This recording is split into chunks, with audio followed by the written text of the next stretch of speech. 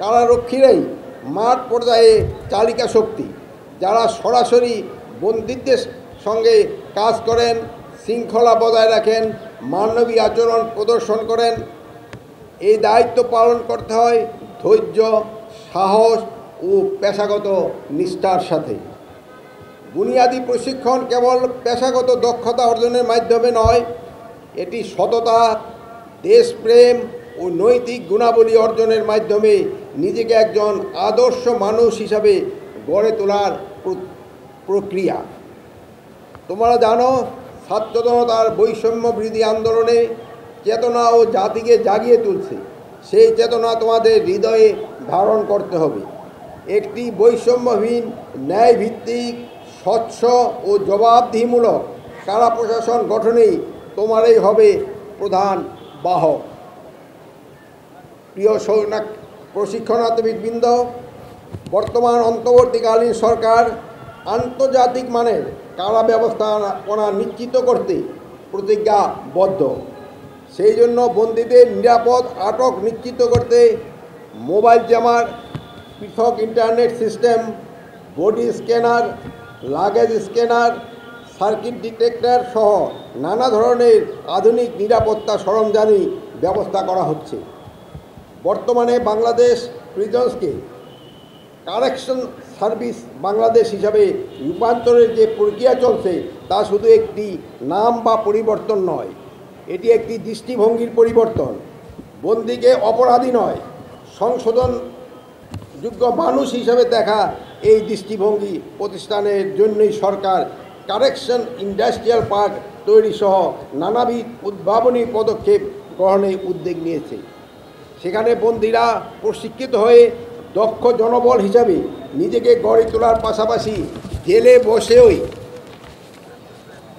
আয় রোজগারের সুবিধা পাবে এবং পরিবারকে আর্থিকভাবে সহায়তা করতে পারবে। এটি বাংলাদেশের জেলের জন্য একটি যুগান্তকারী পদক্ষেপ হিসাবে পরিগণিত হবে বলে আমি আশা প্রকাশ করছি। সময় হচ্ছে সংস্কারের। বর্তমানে অন্তর্বর্তীকালীন সরকার একটি সংস্কারমুখী সরকার। প্রধান উপদেষ্টা ডক্টর মোহাম্মদ ইউনূসের নেতৃত্বে আমরা এই লক্ষ্যে কাজ করে যাচ্ছি। এরই অংশ হিসাবে আমরা কারাগারকে একটি রিফরমেটরি কারেকশন সেন্টার হিসাবে গড়ে তুলতে চাই। সরকার কারারক্ষীদের সাহসিকতা ও কর্মদক্ষতার স্বীকৃতিস্বরূপ বাংলাদেশ জেল মডেল প্রবর্তনের নীতিগত সিদ্ধান্ত গ্রহণ করেছে, যা অতি শীঘ্রই বাস্তবায়ন করা হবে। এছাড়া স্বরাষ্ট্র মন্ত্রণালয়ের অধীনে অন্যান্য সংস্থার ন্যায় অবসরগামী কারা সদস্যদের আজীবন রেশন প্রদানের বিষয়েও নীতিগত সিদ্ধান্ত গ্রহণ করা হয়েছে।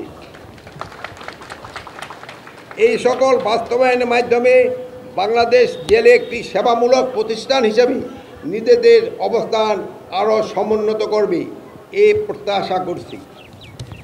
প্রিয় নবীন ডেপুটি জেলার কারারক্ষী ও মহিলা কারারক্ষীগণ, আজ তোমরা যে শপথ নিয়েছ তা হৃদয়ে গভীরে ধারণ করবে এবং বাস্তবায়নে অত্যন্ত নিষ্ঠা ও আন্তরিকতার সাথে কাজ করবে।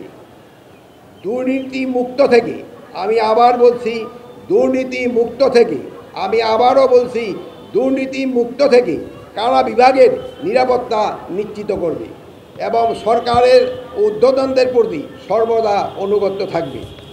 পেশাগত দায়িত্ব কর্তব্যে সর্বদা তোমাদের ব্যক্তিগত স্বার্থের ঊর্ধ্বে স্থান দিতে হবে।